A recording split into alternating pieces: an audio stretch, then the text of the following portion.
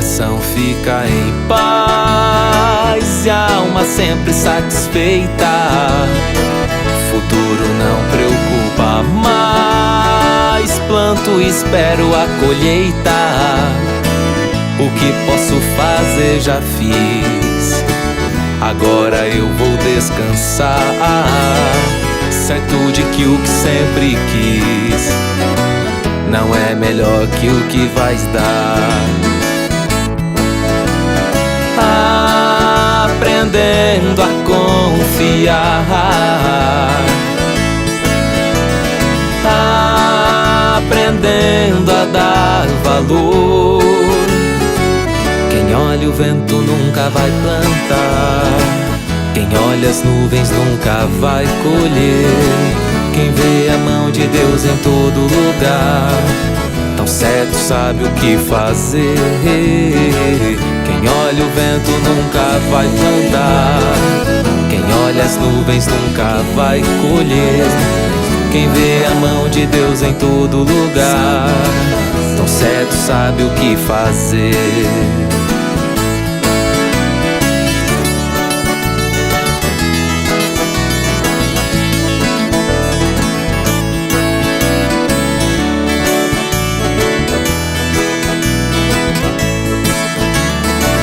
O coração fica em paz e a alma sempre satisfeita. Futuro não preocupa mais, planto e espero a colheita. O que posso fazer já fiz, agora eu vou descansar, certo de que o que sempre quis não é melhor que o que vais dar. Aprendendo a confiar, aprendendo a dar valor. Quem olha o vento nunca vai plantar, quem olha as nuvens nunca vai colher. Quem vê a mão de Deus em todo lugar, tão certo sabe o que fazer. Quem olha o vento nunca vai plantar, quem olha as nuvens nunca vai colher. Quem vê a mão de Deus em todo lugar, tão certo sabe o que fazer. Quem olha o vento nunca vai plantar, quem olha as nuvens nunca vai colher. Quem vê a mão de Deus em todo lugar, sabe o que fazer.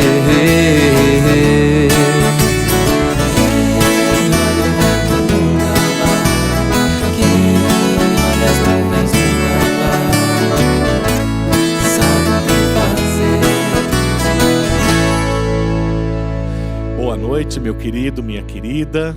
Alegria nós estarmos aqui juntos, reunidos para louvar a Deus, orar juntos, derramar os nossos corações na presença de Jesus Cristo e ouvir aquilo que Deus já tem preparado para as nossas vidas nessa noite. Você sabe que na medida que nós aprendemos a confiar em Deus, é a mesma medida que o nosso relacionamento com Ele cresce e vai afetando também os relacionamentos que nós temos entre nós seres humanos, ao ponto que nós conseguimos olhar para o outro com vistas de abençoar as suas vidas, não com olhos de autointeresse, mas desejosos de querer realmente estender graça, amor e bênção sobre as suas vidas, isso impelido pelo Espírito Santo de Deus. Em Romanos, capítulo 15, Paulo fala um pouco sobre esta realidade, essa transformação efetuada em nós e como Deus quer nos usar para abençoar outras pessoas. Acompanhe a leitura desse trecho. Nós, que somos fortes, temos o dever de suportar as fraquezas dos fracos, em vez de agradar a nós mesmos. Portanto, cada um de nós deve agradar o próximo, visando o que é bom para a edificação dele. Porque também Cristo não agradou a si mesmo, mas, como está escrito, as ofensas do que te ofendiam caíram sobre mim. porque tudo o que foi escrito no passado foi escrito para nossa instrução, para que tenhamos esperança por meio da perseverança e do ânimo que provém das Escrituras. Que o Deus da perseverança e do ânimo vos dê o mesmo modo de pensar entre vós, segundo Cristo Jesus, para que, unânimes e a uma só voz, glorifiqueis o Deus e Pai do nosso Senhor Jesus Cristo. Portanto, acolhei-vos uns aos outros, como também Cristo nos acolheu, para a glória de Deus. Curve a sua cabeça comigo e oremos. Pai Santo, nessa noite, nós queremos ser instrumentos teus para abençoar e estender graça sobre a vida das demais pessoas ao nosso redor. Transforma o nosso coração a ponto de nós querermos essa existência para nós mesmos. Usa-nos, Senhor, para engrandecer o teu nome e abençoar as demais pessoas. É o que pedimos, em nome de Jesus. Amém. Na escuridão estava a humanidade a esperar, até que dos céus vieste com perdão em teu olhar, para cumprir a profecia, uma virgem concebeu, desde o trono de glória, a manjedoura ele nasceu.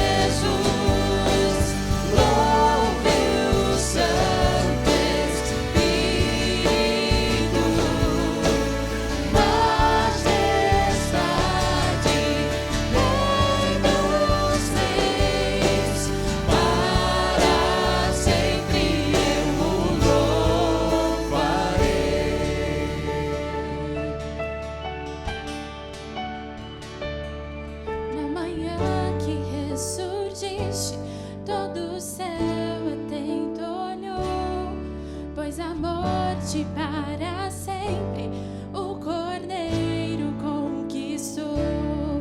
E os mortos levantaram e os anjos a se impressionar, pois as almas dos que creram ao Pai hão de retornar. E a igreja lhe nasceu com o Espírito a queimar, e a verdade do Evangelho nunca se apagará, pois teu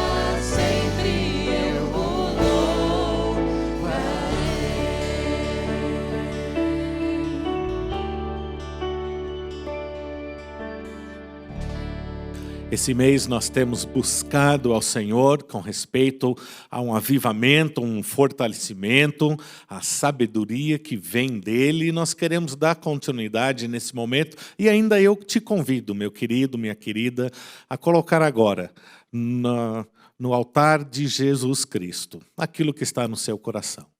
Tudo que te perturba, que está ali te aborrecendo, aquilo que te preocupa, até os motivos de gratidão e alegria. Usa esse momento para você poder conversar com Deus.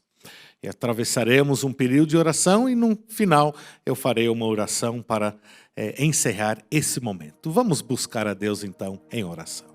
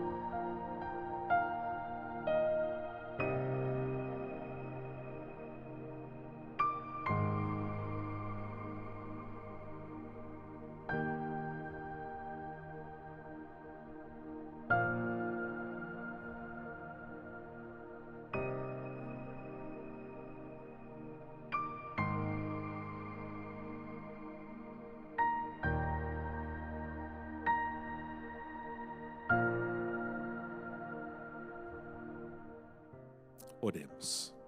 Ó Pai, como é bom nós podermos buscar a Tua face através da oração, conversar contigo, manter um relacionamento pessoal com o Criador do Universo. Isso é privilégio e é privilégio para todos os que já aceitaram a Jesus Cristo como Senhor, como Salvador.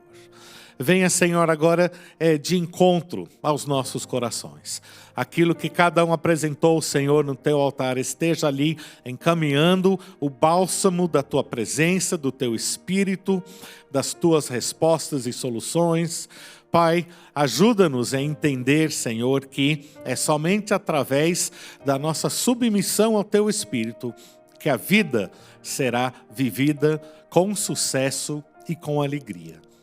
Venha, Senhor, colocar então dentro dos nossos corações esse teu Espírito que aviva, que acende a chama da esperança, que faz, Pai, que nós tenhamos paz em meio aos conflitos, ao caos que é a vida, às dificuldades nossas do dia a dia. Venha nos fortalecer, Senhor, com a sua forte mão.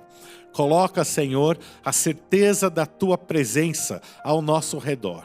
Vá à nossa frente, abrindo o caminho, e na nossa retaguarda, fechando, Senhor, com a Tua proteção. Ó Pai, também pedimos para que o Teu Santo Espírito derrama sobre nós toda a sabedoria que precisamos para viver as nossas vidas, não apenas hoje, mas viver as nossas vidas de tal modo que Jesus Cristo é proclamado para todos que nos observam. Usa, Senhor, as nossas atitudes, ações e reações para refletir a Jesus. Isso, Pai, debaixo da Tua presença pedimos em nome de Jesus. Amém. Pastor Manuel tem dado para nós, ao longo de todo esse mês de julho, estudos a partir da carta aos Filipenses. E ele dá sequência hoje à noite no quarto estudo, a verdadeira alegria. E é um prazer recebê-lo, meu querido amigo e pastor Manuel, de volta nessa noite. Que Deus use a sua vida e esta mensagem para abençoar, confortar e exortar as nossas vidas e os nossos corações. Boa noite, meus queridos e amados irmãos em Cristo Jesus.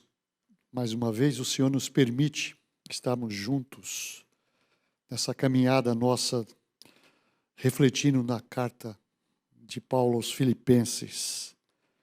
Uma das cartas, dos escritos de Paulo, que mais comove o nosso coração, principalmente pela firmeza na sua vida com Cristo. Isso nos traz essa verdadeira alegria, né? Olharmos para as expressões que Paulo ali nos traz.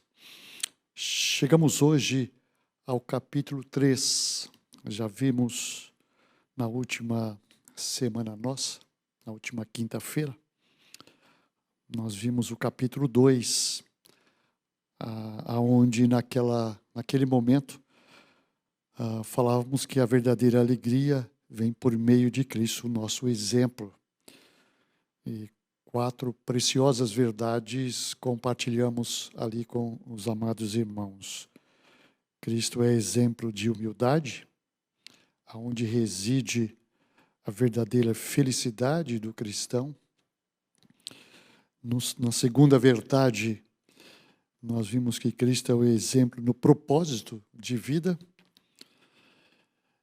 Na terceira verdade, Cristo é o exemplo no desenvolvimento da nossa salvação. E finalizamos a nossa reflexão com a quarta e última verdade daquele texto, onde ele nos revela que Cristo é exemplo nos relacionamentos saudáveis. Hoje vamos continuar compartilhando sobre esse tema, a verdadeira alegria, e vamos observar aqui que a verdadeira alegria é por meio de Cristo o nosso objetivo. Então vejam bem, nós estamos falando no capítulo 1, a nossa vida, o nosso exemplo, e aqui nesse texto, o nosso objetivo. Eu quero ler com os irmãos o texto do capítulo 3 de Filipenses. Vocês que estão comigo, quiserem abrir as suas Bíblias ou o seu iPhone, vamos seguir juntos aqui na leitura de Filipenses capítulo 3, que diz assim: Meus irmãos, quanto às outras coisas, alegrai-vos no Senhor. Para mim não é difícil escrever-vos as mesmas coisas, e isso vos dá segurança.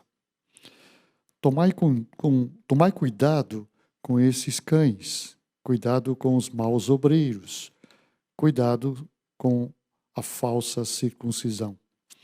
Porque nós é que somos a circuncisão, nós, o que servimos a Deus em espírito e nos orgulhamos em Cristo Jesus e não confiamos na carne. Se bem que eu poderia até mesmo confiar na carne. Se alguém pensa que pode confiar na carne, muito mais eu, circuncidado no 8º dia, da descendência de Israel da tribo de Benjamim, hebreu dos hebreus, quanto à lei fui fariseu, quanto ao zelo persegui a igreja, quanto à justiça que há na lei, eu era irrepreensível. Mas o que para mim era lucro, passei a considerar perda, por amor de Cristo.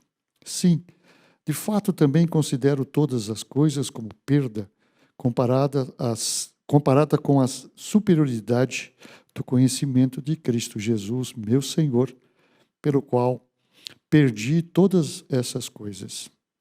Eu as considero como esterco, para que possa ganhar a Cristo, e assim ser achado nele, não tendo por minha a justiça que procede da lei, mas sim a que procede da fé em Cristo Jesus, a saber, a justiça que vem da fé de Deus pela fé, para conhecer Cristo e o poder da sua ressurreição, e a participar nos seus sofrimentos, identificando-me com ele na sua morte, para ver se de algum modo considero chegar à ressurreição dos mortos. Não que eu já tenha alcançado, que seja perfeito, mas vou prosseguindo, procurando alcançar aquilo para que também fui alcançado por Cristo Jesus. Irmãos, não penso que eu mesmo já o tenha alcançado, mas faço o seguinte: esquecendo-me das coisas que ficam para trás e avançando para as que estão adiante, prossigo para o alvo, pelo prêmio do chamado celestial de Deus em Cristo Jesus. Por isso, todos os que somos aperfeiçoados, tenhamos esse mesmo modo de pensar. E se em alguma coisa pensais de outro modo, Deus também vos revelará isso. Mas prossigamos na medida da perfeição que já atingimos. Irmãos, sede meus imitadores e prestai atenção nos que andam conforme o exemplo que tendes em nós. Porque há muitos sobre os quais vos falei diversas vezes, e agora vos digo, até chorando, que são inimigos da cruz de Cristo. O fim deles é a perdição. O Deus deles é o estômago, e a glória que eles têm se baseado no que é vergonhoso. Desculpe, e o fim deles é a perdição.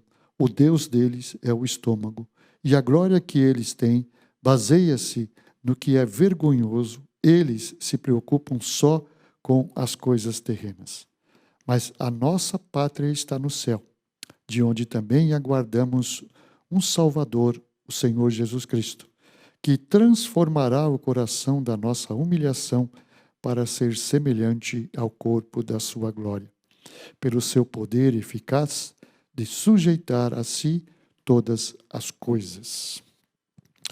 Nosso alvo máximo, e aqui é a nossa afirmação da reflexão dessa noite, nosso alvo máximo como cristão é o de chegarmos ao pleno conhecimento de Cristo, e é isso que Paulo vem tratando aqui conosco, né? Quando ele fala Cristo seja engrandecido, o Evangelho seja anunciado, o Evangelho se desenvolva aí, chegando às pessoas e essas tendo uma experiência de conversão.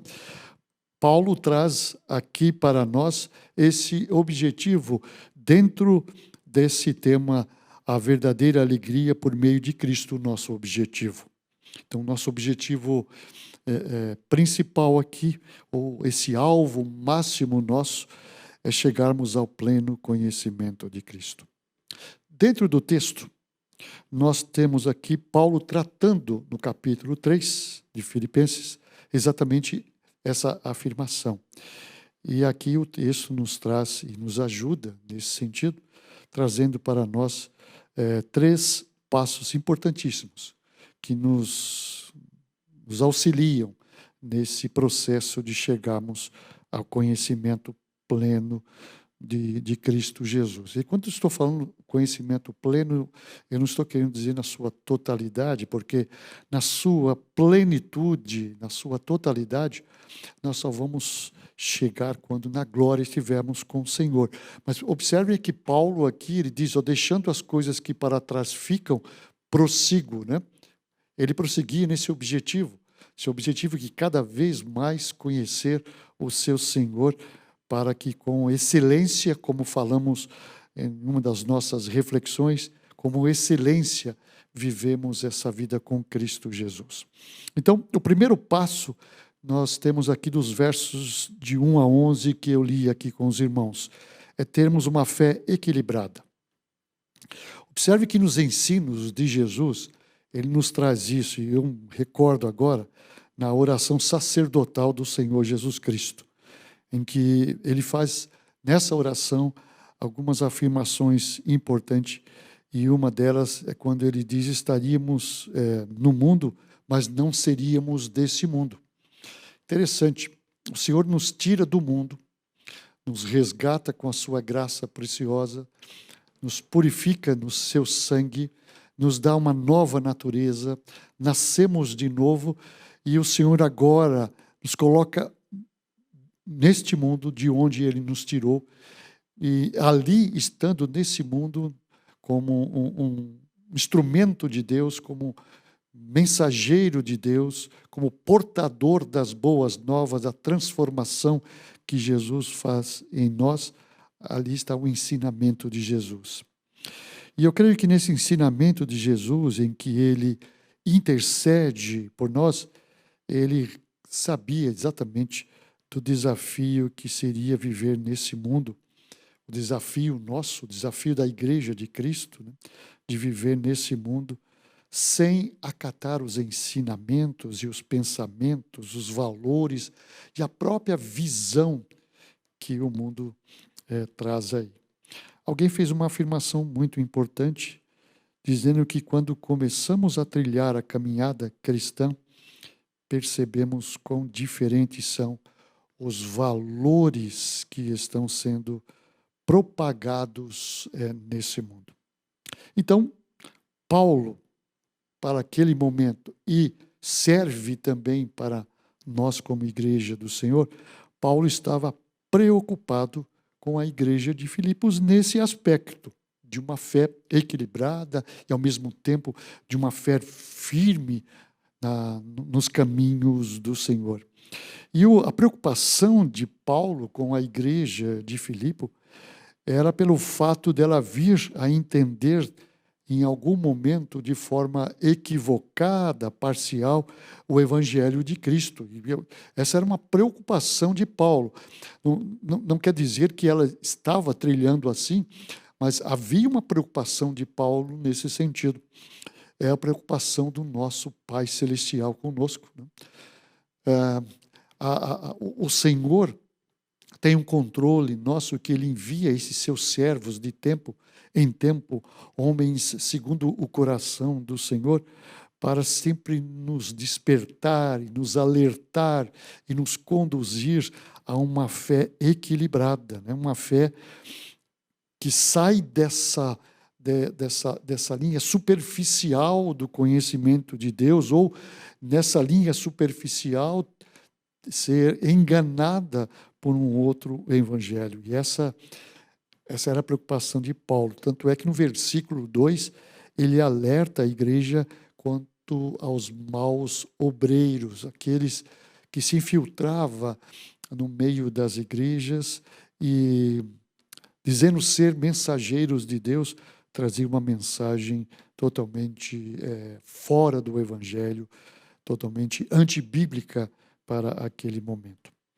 No versículo 1, Paulo retoma o tema principal aqui da sua carta, o tema principal para a sua igreja, para cada um de nós. Essa expressão maravilhosa, né? Alegrai-vos no Senhor. E aqui Paulo está trazendo esse ato do sentido do relacionamento, né? Dentro da criação de Deus, quando Deus cria o homem, né? E resgata esse homem depois do pecado, Deus entra num relacionamento conosco, e nós entramos no relacionamento com Ele, né, através dessa obra maravilhosa que o Senhor Jesus Cristo fez na cruz, né? E é nesse processo que vão sendo gerado em nós um relacionamento amoroso, saudável, um relacionamento feliz entre aqueles que são salvos em Cristo Jesus. Uma expressão muito importante, devemos sempre lembrarmos desse alerta de Paulo, né? Desse tema que Paulo desenvolve, desse princípio importante, alegrai-vos no Senhor, ou seja, ter uma relação de profunda alegria e de satisfação com o meu Senhor Jesus Cristo. A alegria torna a vida do cristão indestrutível. A alegria, nós já vimos aqui, ela independe das circunstâncias.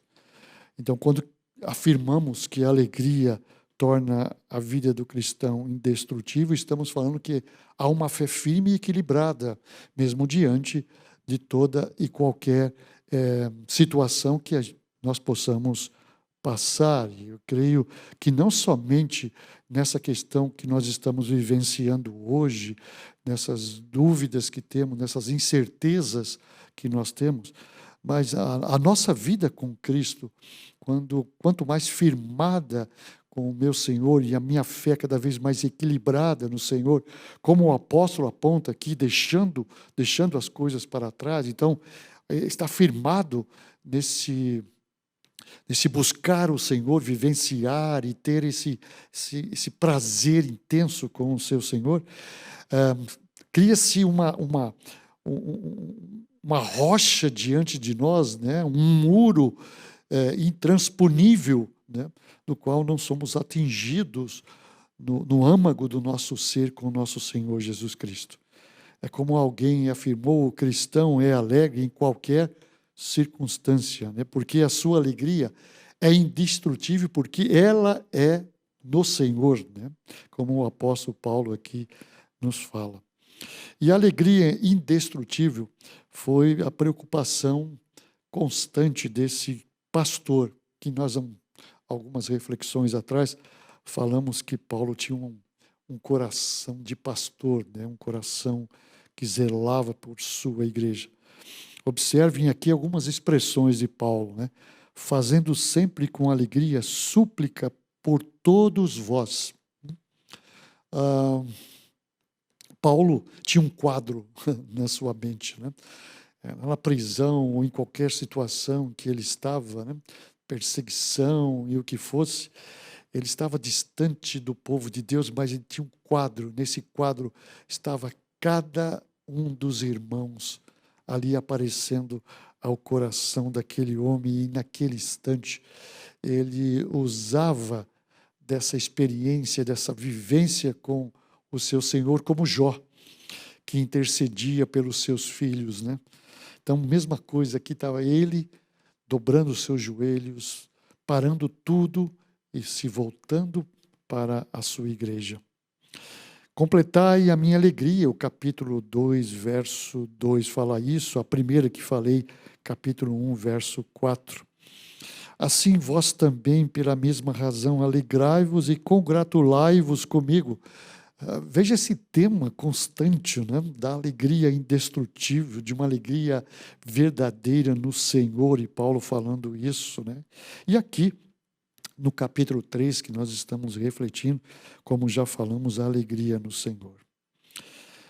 O capítulo 4, verso 1, a expressão que ele usa: portanto, meus irmãos amados e muito saudosos, minha alegria e coroa. Olha, que expressão de amor, de alegria, de satisfação pela igreja do Senhor Jesus Cristo, como ele se reporta para os irmãos, como temos muito que aprender nessa relação nossa, né, com os nossos irmãos, o modo como expressamos a nossa alegria pelos nossos irmãos, né?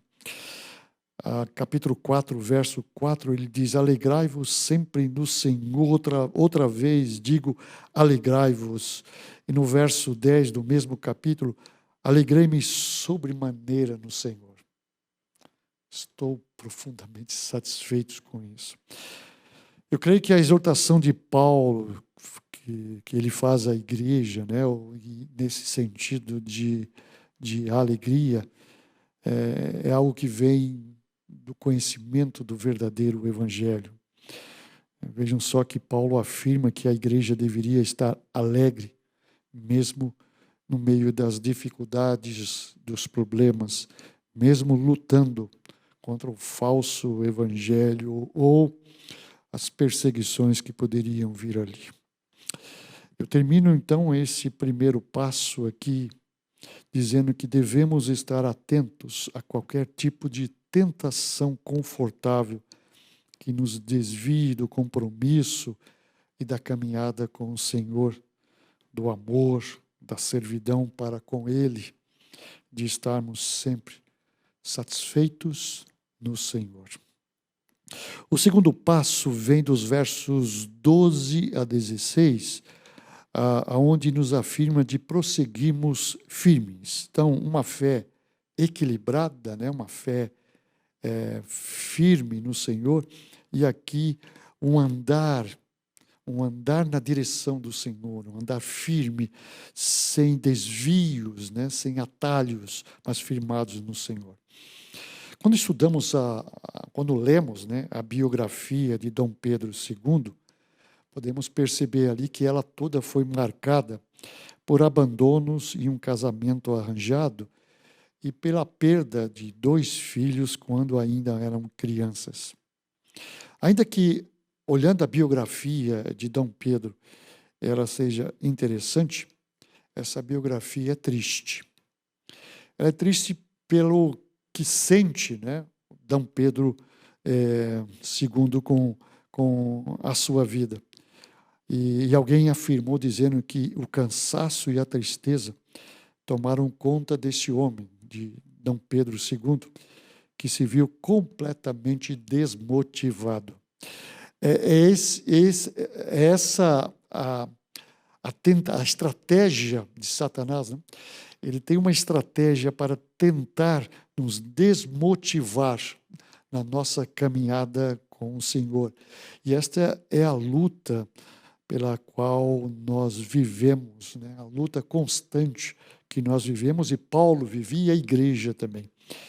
Alguém fez a seguinte afirmação: temos o conceito correto sobre a vida, sabemos onde queremos chegar, mas as lutas, as críticas, as dificuldades, os problemas de saúde e os problemas familiares nos roubam a motivação para prosseguir.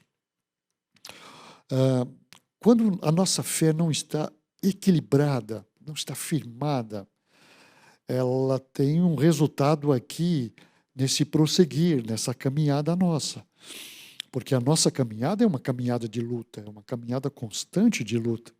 Nós vamos vivenciar tudo isso que acabei de relatar aos irmãos: críticas, dificuldades, problemas de saúde, problemas familiares. E essas coisas têm tentado nos desmotivar, assim como a experiência de Dom Pedro II, pela situação do seu viver. Nesses versículos 12 a 16, Paulo então escreve sobre a importância de olharmos para os embates da vida a partir da perspectiva correta, né? Como nós falamos algumas mensagens atrás, Paulo nos reportando para olharmos as circunstâncias do ponto de vista de Deus, né? Do ponto de vista espiritual. Então, Paulo se dirige aqui a essa sua igreja que demonstravam sinais já de cansaço e de desmotivação. Não é à toa que ele vai falar: não andeis ansiosos por coisa alguma, né? E ele diz ali: olha, como é que vocês devem caminhar nisso? Alguém fez a seguinte expressão, né, dizendo sobre essa visão que Paulo estava tendo do cansaço, da desmotivação, na qual algumas pessoas dali de dentro da igreja, né, estavam sendo induzidas a um ensino errado. E a pessoa diz assim: o caminho para a vida cristã não é o legalismo. Cumpra-se regras e vocês serão felizes.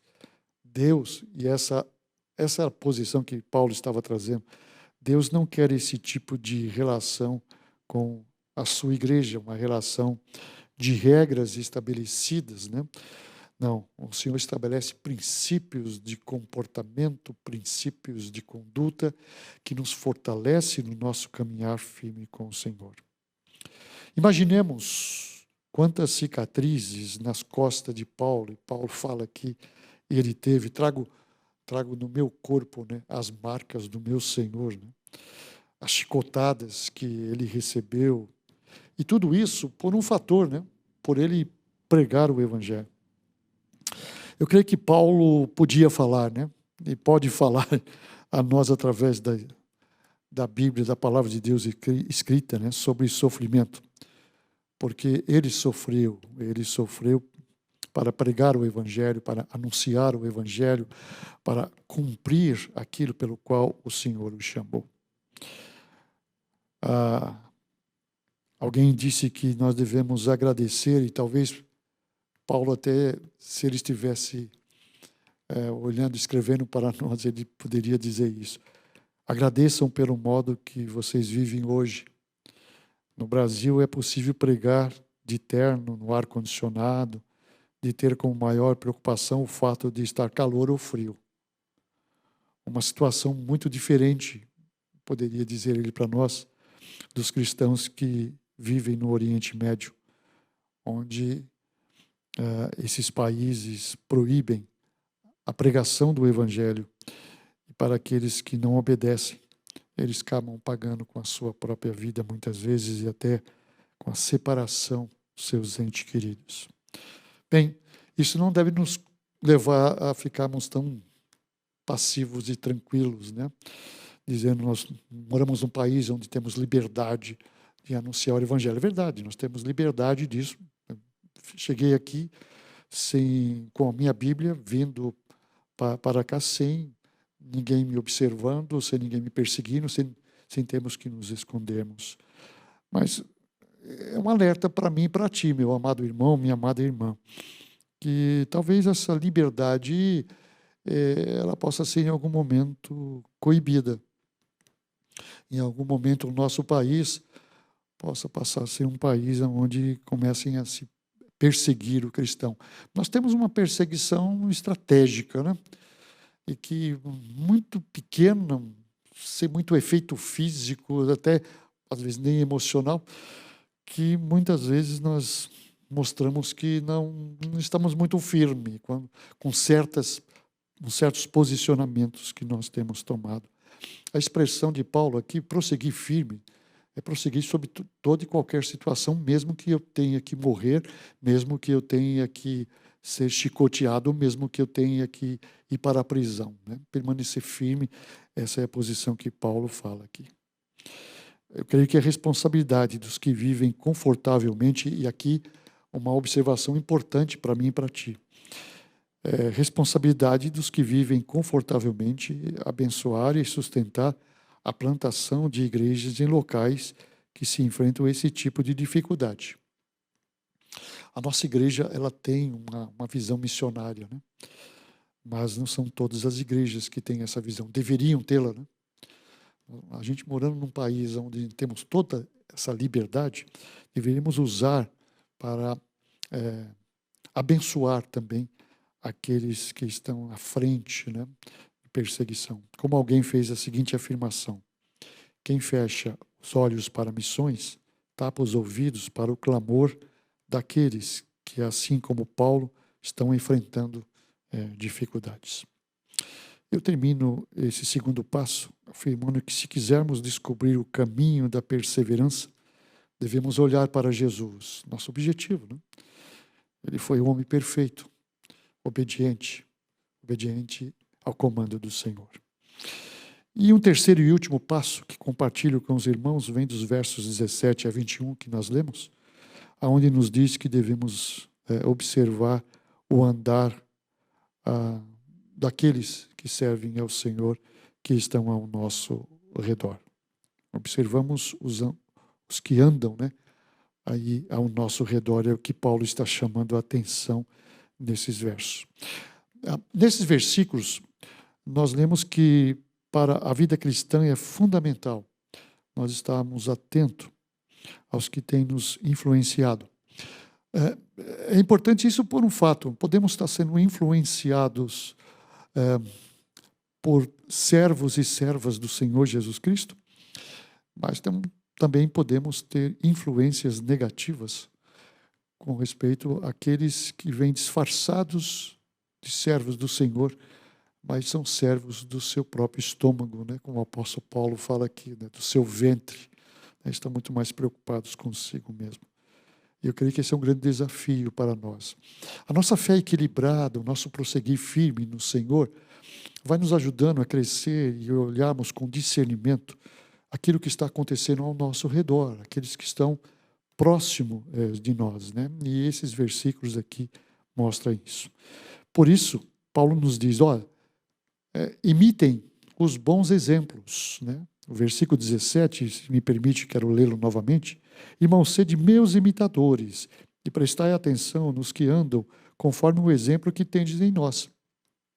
Isso, vamos observar aqueles, não aqueles que falam muito bem, aqueles que se expressam muito bem, que têm muito conhecimento, né? Vou falar uma coisa aqui, né? O diabo tem muito mais conhecimento do que muitos teólogos, né? Do que muitos estudiosos, profundos estudiosos da palavra de Deus, né? Então, por aí a gente pode ver, não estou dizendo que todos eles sejam assim, não é isso que eu estou dizendo, mas devemos observar aqueles que de uma forma humilde, como o Senhor Jesus Cristo, mas com um viver profundo, conhecimento profundo, uma relação profunda com o Senhor Jesus Cristo. Esse sim, Paulo está chamando a atenção para cada um de nós, chamava a atenção para a igreja. Observem esses, né? Observem esses que imitam o Senhor Jesus Cristo, ou seja, esses que têm como objetivo, no propósito do seu viver, ser semelhante ao Senhor Jesus Cristo, viver uma vida semelhante ao Senhor Jesus Cristo. Então, Paulo chama a nossa atenção para observarmos os que, como ele, estão servindo ao Senhor. Nos nossos dias, nós devemos ficar muito mais atentos a isso, né? Aqueles que estão ao nosso redor, saber, não ficar somente no ouvi-los, mas também no observar a sua conduta, o seu caráter, né? A sua firmeza, a sua dedicação no conhecimento da palavra e na aplicação dessa palavra no seu modo de vida, como se podia ver na pessoa do apóstolo Paulo. E Paulo afirma ainda que devemos avançar, correr como um atleta, olhando para a linha de chegada, né? Era isso que ele falava, né? Olha, as coisas que estão ao lado, atrás, elas não estão chamando a minha atenção, porque eu estou focado na linha de chegada, naquela caminhada rumo ao meu Senhor. Esse é o meu alvo. Os meus olhos estão fixos no meu Salvador, naquele que completa essa vida em cada um de nós. No versículo 20, Paulo faz uma importante observação para nós. A perdição não é o destino dos que seguem o bom modelo deixado por ele e por outros irmãos fiéis. Olha, observem que nesse versículo ele deixa bem claro isso.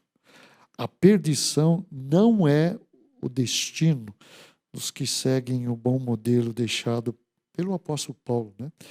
E pelos outros irmãos fiéis, servos e servas do Senhor, em todos os tempos até a volta de Jesus.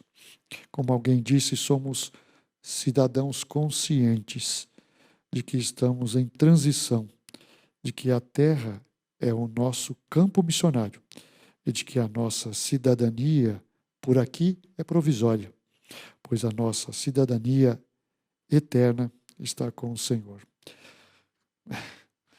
Eu fico imaginando aqui, né? Quando o Senhor nos chama a atenção ao nosso coração, E diz o seguinte: aonde estiver o seu tesouro, aí estará o seu coração. Se somos verdadeiros cidadãos celestiais, nós percebemos que por aqui é uma passagem nossa. Só que essa passagem tem uma missão. Não moramos em Campinas, somos moradores, temos residência fixa aqui em Campinas, trabalho aqui em Campinas, como se fôssemos de Campinas, né? Aqui é uma passagem nossa, como servo e serva do Senhor, é uma passagem nossa. Mas nessa passagem, não é a nossa preocupação tão somente com o que nós podemos adquirir aqui. Não estou dizendo que não vamos adquirir, isso faz parte da nossa sobrevivência, do nosso modo de vida. Mas o nosso foco não pode ser nisso. Não faz sentido olhar para essa carta e simplesmente continuar depois vivendo dessa forma. O Senhor mostra claramente aqui para nós que é uma transição. Nós estamos aqui passando um tempo, mas nesse tempo que o Senhor nos permitiu, e tem nos permitido passar aqui, é para que o nome dele seja engrandecido, como Paulo fez ali naquela prisão, né? Aquela prisão era um momento transitório, era uma transição ali somente. Ali não era o lugar de Paulo, né? Ele sabia muito bem, mas quando ele estava ali, ele olha, fala: aqui é o meu campo, olha o campo que o Senhor me deu, né? Olhar de missionário, olhar de verdadeiro servo do Senhor, que pulsa em si o coração do Senhor Jesus Cristo aí dentro de nós, né?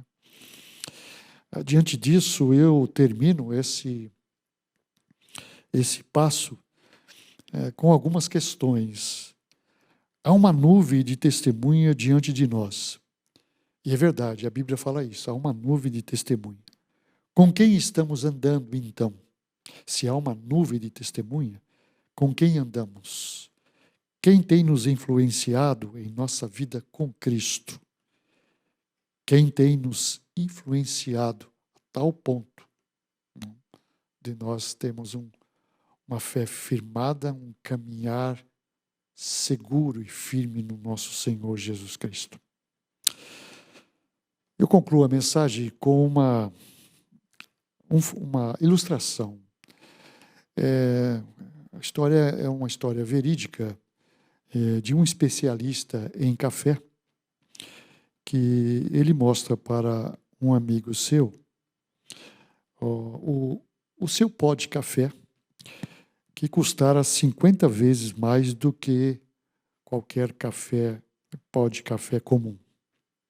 O seu amigo, ao vê-lo compartilhar isso, o questionou com a seguinte pergunta: por que esse café vale tanto? Disse ele. E aí, o amigo lhe responde, dando uma aula ali para ele.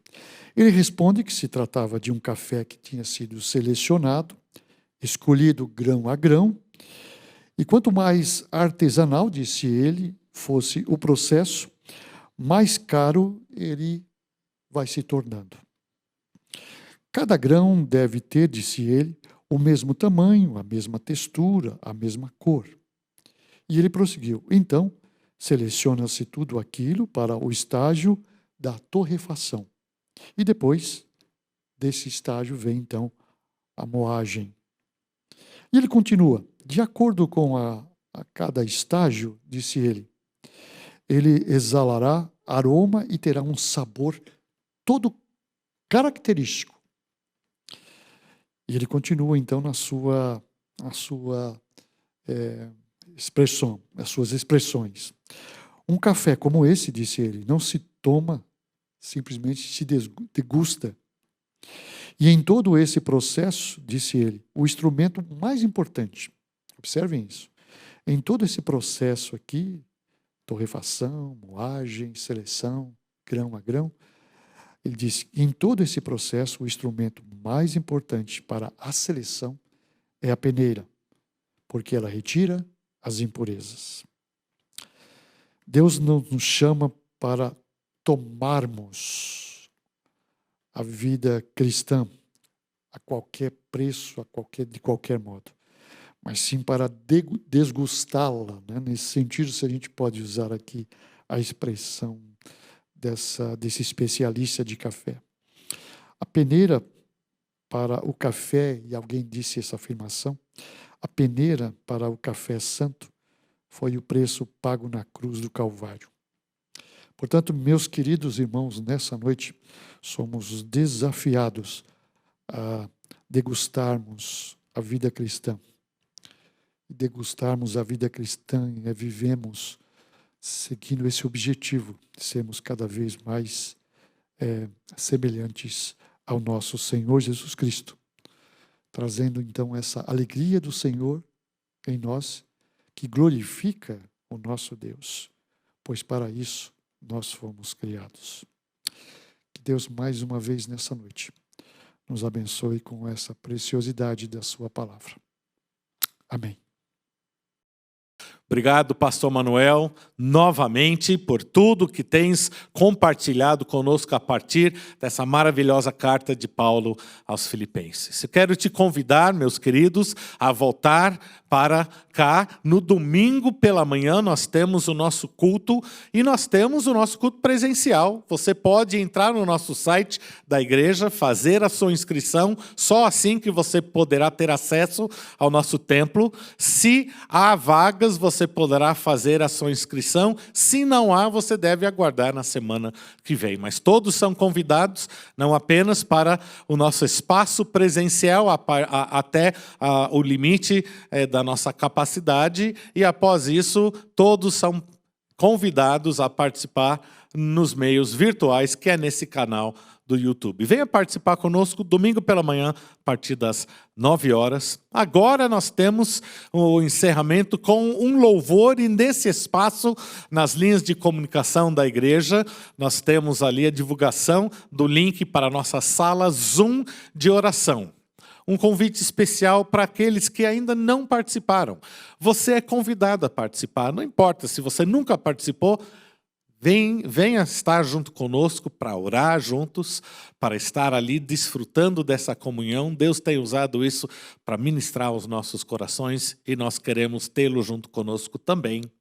Deus abençoe a sua vida no decorrer dessa noite e até o domingo pela manhã.